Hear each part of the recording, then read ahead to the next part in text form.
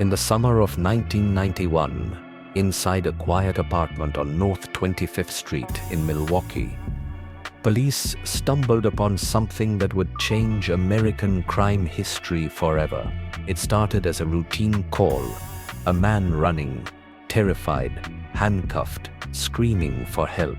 Two officers, skeptical at first, followed him back to an apartment. When they opened the door, a faint, rotting smell crawled out, the kind of smell that clings to your skin, the kind that you never forget. Inside, they found photographs, Polaroids, dozens of them, each one more horrifying than the last.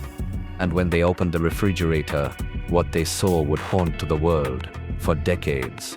That apartment belonged to Jeffrey Lionel Dahmer, a man the world would later call the Milwaukee Cannibal. This is not just the story of his crimes, it's the story of a mind descending into absolute darkness, a story of obsession, isolation, and horror beyond imagination. Jeffrey Lionel Dahmer was born on May 21, 1960, in Milwaukee, Wisconsin. From the outside, his early childhood appeared ordinary: a middle-class American family, a quiet suburban neighborhood, a father who worked as a chemist, and a mother battling depression. But inside young Jeffrey, something strange was already forming. He was shy, withdrawn, and fascinated by death. As other kids played sports, Dahmer collected roadkill, animals struck by cars, and dissected them behind his house. His father once showed him how to bleach bones clean for study, not realizing that this small act would later feed an unimaginable obsession. By the time Dahmer entered high school, he was drinking heavily, sneaking liquor into class, laughing it off as a joke. Teachers described him as intelligent but distant. His classmates thought he was odd, even funny at times. He mimicked people with disabilities for attention, earning him the nickname the Dahmer Fan Club. But inside, Jeffrey was unraveling. When his parents' marriage fell apart in 1978, the final thread of normalcy snapped. Alone in the family house, 18-year-old Dahmer committed his first murder. His victim was Stephen Hicks, a hitchhiker he picked up on the roadside. They drank beer together, talked for hours, until Hicks said he wanted to leave. Something inside Dahmer broke. He hit Hicks with a dumbbell and strangled him. Then, with calm precision, he dismembered the body and buried the remains in the woods behind the house. No one suspected a thing. For almost a decade after that, Dahmer drifted through life: the army, odd jobs, failed relationships, and growing alcoholism. He lived on the edge of society, always isolated, always hiding something. And in 1987, after years of silence, the monster inside him woke up again. It began at the Ambassador Hotel, Milwaukee, 1987. Dahmer met Stephen Tuomi, a young man at a bar. They drank, flirted, and went to a hotel room. Dahmer later claimed he didn't remember killing Tuomi, only waking up to find the man dead beside him. His chest caved in. He bought a large suitcase, packed the body, and took it home. There, in the privacy of his grandmother's basement, he dissected it. This time he didn't just dispose of the remains, he kept parts, bones, organs, as mementos. From that moment, the pattern grew darker, more methodical. Between 1988 and 1991, Dahmer would lure 16 more young men and boys into his apartment. His method was chillingly consistent, offering money for photos, a drink, or just companionship.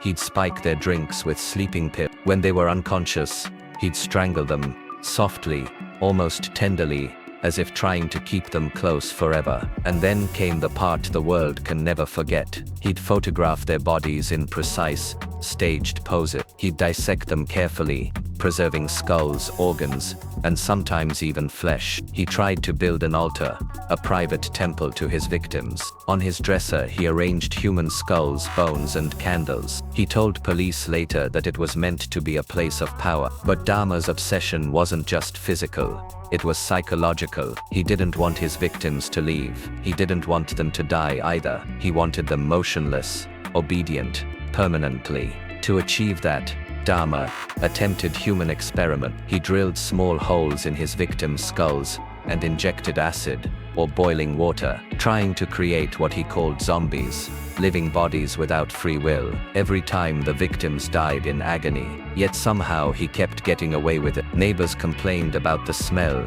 about the strange sounds coming from his apartment, the buzz of a saw, the thud of something heavy dropping in the night. Dahmer brushed it off as spoiled meat or broken fish tanks. Police were called multiple times. Each time, they left, never realizing they were standing just meters away from death itself. One night in May 1991, 14-year-old Konarak Sintha managed to escape the apartment, bleeding and dazed. Neighbors called the police, but when officers arrived, Dahmer calmly explained that Konarak was his boyfriend, that they'd simply had a fight. The police laughed it off and returned the boy to Dahmer.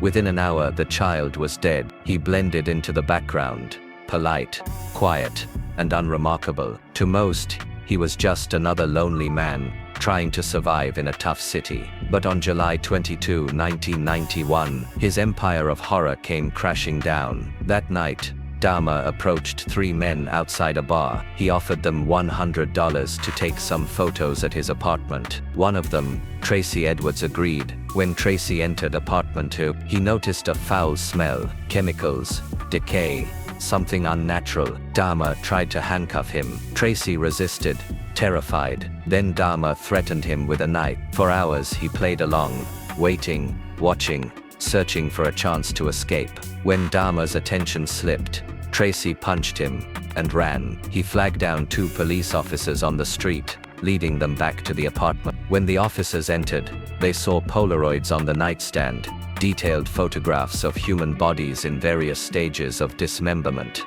At first, they thought they were fake, but when one officer opened the drawer, the truth hit: a human head in the refrigerator. The walls were lined with skulls, jars of organs, boxes of bones. A barrel filled with acid stood in the corner, used for dissolving remains. It was like walking into a nightmare. Within hours, Dahmer was arrested. When interrogated, he spoke calmly, almost polite. He confessed to everything. 17 murders. He gave details so precise that even seasoned detectives struggled to comprehend them. He described each killing as if he were recounting a normal routine, a dark ritual he could no longer control. And through it all, he never once expressed genuine remorse. Jeffrey Dahmer's trial began in January 9. He pled guilty, but insane, admitting to the murders, but claiming he couldn't control himself. The courtroom was packed with victims' families, journalists, and onlookers desperate to understand how such evil could exist behind such ordinary eyes. Psychiatrists described him as a man torn between craving control